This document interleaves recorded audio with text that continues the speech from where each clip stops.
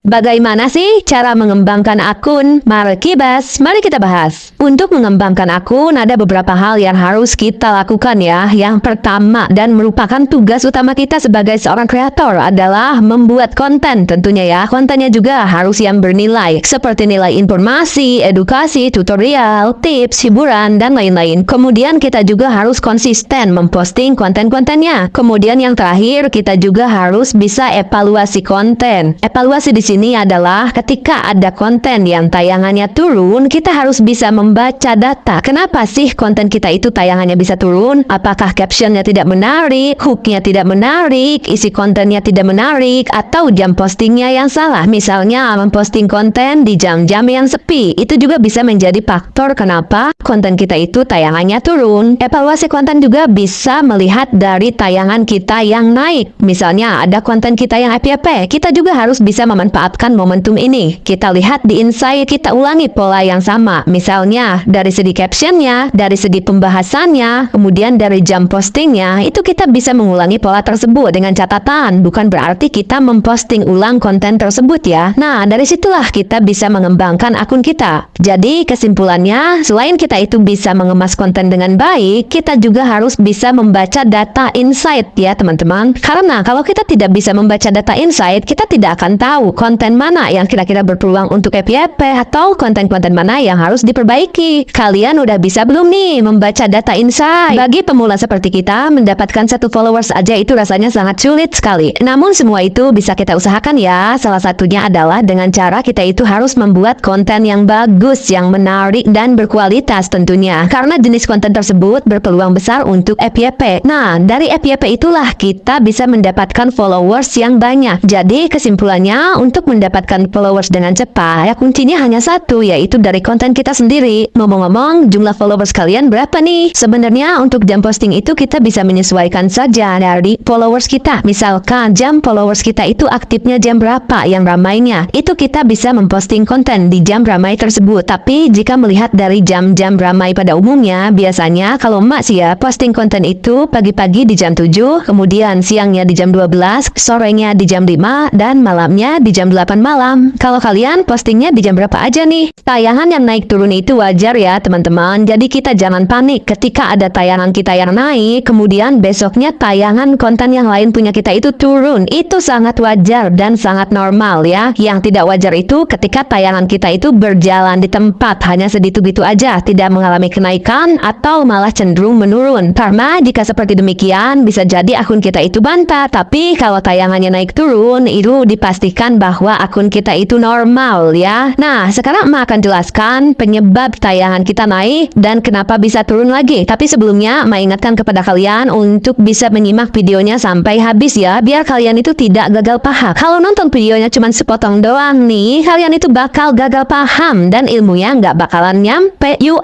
Markijut, mari kita lanjut. Jadi, ketika tayangan kita itu naik atau FYP, itu berarti topik yang sedang kita bawakan relevan dengan audiens kita. Kemudian topik tersebut menarik dan banyak diminati oleh kreator lain sehingga terjadilah FYP. Lalu kenapa Mak? Kok konten yang berikutnya tidak FYP lagi dan malah tayangannya jadi menurun? Hal ini disebabkan karena topik yang dibawakan itu tidak semenarik konten sebelumnya. Makanya terjadilah tayangan yang menurun. Jadi logikanya nih, kita itu konten seperti orang yang sedang jualan. Kadang rame, kadang juga sepi. Jadi mulai sekarang jangan panik lagi ya kalau misalkan tayangannya itu naik turun. Karena itu adalah hal yang wajar. Intinya, kalau kita tayangannya mau naik, ya berarti kita juga harus menampilkan konten-kontennya yang menarik, yang bagus, dan yang diminati oleh audiens. Jadi, algoritma itu adalah bagian dari sistem FB yang mempunyai tugas menyebarluaskan konten-konten kita. Selain itu juga, algoritma mempunyai tugas mencarikan audiens untuk tema konten kita. Misalkan, tema konten kita itu memasak, maka si algoritma ini akan mencarikan audiens atau penonton yang menyukai konten-konten memasak. Nah, kurang lebih seperti itu ya penjelasan algoritma. Gimana? Sudah paham belum siapa algoritma? Saling balas komentar dan saling mengunjungi profil itu sebenarnya tidak baik ya, karena itu merupakan interaksi yang tidak alami. Jika kita ingin berinteraksi kepada sesama kreator, berinteraksilah secara sehat dan alami, yaitu dengan cara berkomentar di postingan yang lewat di beranda kita. Tetapi jika postingannya tidak lewat di beranda kita, kita tidak disarankan untuk mengklik atau mengunjungi akunnya, karena itu akan terdeteksi deteksi sebagai interaksi yang tidak alami. Kalian pernah nggak mengunjungi profil orang lain hanya untuk berkomentar?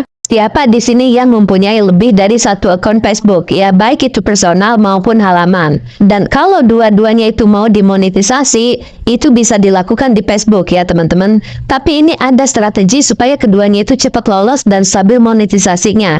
Satu, boleh dimonetisasi dua-duanya.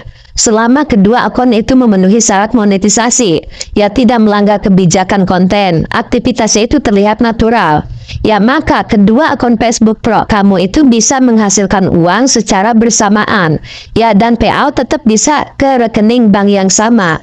Oke, yang kedua, cara setup yang biasanya dipakai kreator. Ya, nah, dan ini yang paling aman ya agar tidak bermasalah saat monetisasi. Oke, gunakan data pembayaran yang sama. Ya, nama penerima pembayaran, data pajak, dan rekening bank. Ya, nah ini justru sering membuat proses payout itu lebih lancar karena sistem melihatnya itu sebagai satu pemilik yang sama. Oke, so yang ketiga, strategi supaya dua akun itu cepat lolos monetisasi. Ya, ini yang biasanya berhasil nih. Akun yang pertama ya, konten stabil dan konsisten niche. Ya, fokus satu topik. Target reach besar, konten edukasi, insight atau storytelling. Akun kedua, konten viral atau eksperimen. Format lebih ringan, story relatable, dan potensi viral itu lebih tinggi. Kenapa strategi ini efektif? Biasanya satu akun akan lebih cepat naik dulu. Ya lalu, kamu sudah punya sumber monetisasi sementara akun kedua berkembang. Yang keempat, hal yang penting yang sering bikin monetisasi gagal. Nah, banyak kreator tidak sadar tentang ini ya. Re-upload konten yang sama di dua account. Nah, konten terlalu mirip. Ya, banyak share antar account. Growth terlalu cepat tapi tidak natural ya. Dan algoritma bisa membaca pola ini. So, yang kelima, tips penting kalau punya dua Facebook Pro. Nah, ini trik yang sering dipakai kreator yang akunnya cepat naik.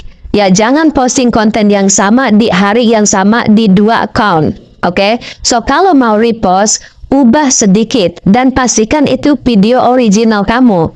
Ya, beda hook, beda editing, dan beda angle cerita. Dan realita yang sering terjadi nih ya, banyak di kreator Facebook Pro justru akun yang pertama itu biasa saja.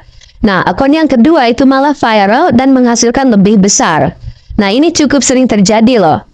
Oke, so intinya ya, boleh kalian punya akun Facebook Pro lebih dari satu. Ya, asalkan tahu caranya. Oke, so supaya dua-duanya itu bisa gajian.